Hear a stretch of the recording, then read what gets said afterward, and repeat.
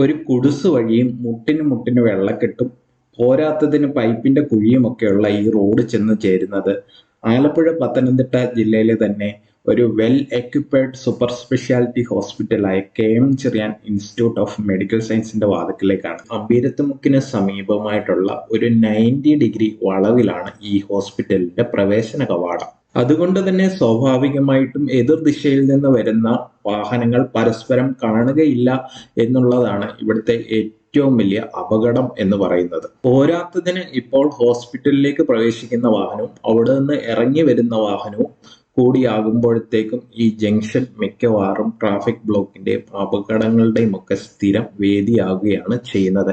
ഈ കഴിഞ്ഞ ദിവസം ഉണ്ടായ ഒരു ട്രാഫിക് ബ്ലോക്ക് തന്നെ നമുക്ക് കണ്ടു നോക്കാം. അതിൽ പ്രത്യേകം ശ്രദ്ധിക്കേണ്ടത് ആ ബ്ലോക്കിനകത്ത് ഒരു ആംബുലൻസ് പെട്ടുപോയിട്ടുണ്ട്. അതിലൊരു രോഗിയൊക്കെ പെട്ടുപോയാൽ ഇത്രയും നേരമൊക്കെ റോഡിൽ ഉടക്കി കിടക്കുകയാണെങ്കിൽ എന്ത് ബുദ്ധിമുട്ടായിരിക്കും, അല്ലെങ്കിൽ അവരുടെ ജീവൻ നഷ്ടപ്പെടാനുള്ള സാഹചര്യം വളരെ കൂടുതലാണ് എന്നുള്ളത് നമ്മൾ ഏറെ ചിന്തിക്കേണ്ടിയിരിക്കുന്ന ഒരു വിഷയമാണ്. ഇതിലിപ്പോൾ പറ്റുന്ന ഏക പരിഹാര മാർഗമെന്ന് പറയുന്നത് ഹോസ്പിറ്റലിലെ സെക്യൂരിറ്റി ഹോസ്പിറ്റലിന്റെ ഗേറ്റ് കടത്തി വിടുന്നത് മാത്രം ശ്രദ്ധിക്കാതെ ഒരു 25 മീറ്ററോടെ മുമ്പോട്ട് മാറി നിന്ന് ആ ജംഗ്ഷൻ ഒന്ന് ശ്രദ്ധിക്കുകയാണെങ്കിൽ അവിടുത്തെ ട്രാഫിക് ബ്ലോക്ക് ഒഴിവാക്കുവാനായിട്ടൊക്കെ സാധിക്കുന്നത് ആയിരിക്കും.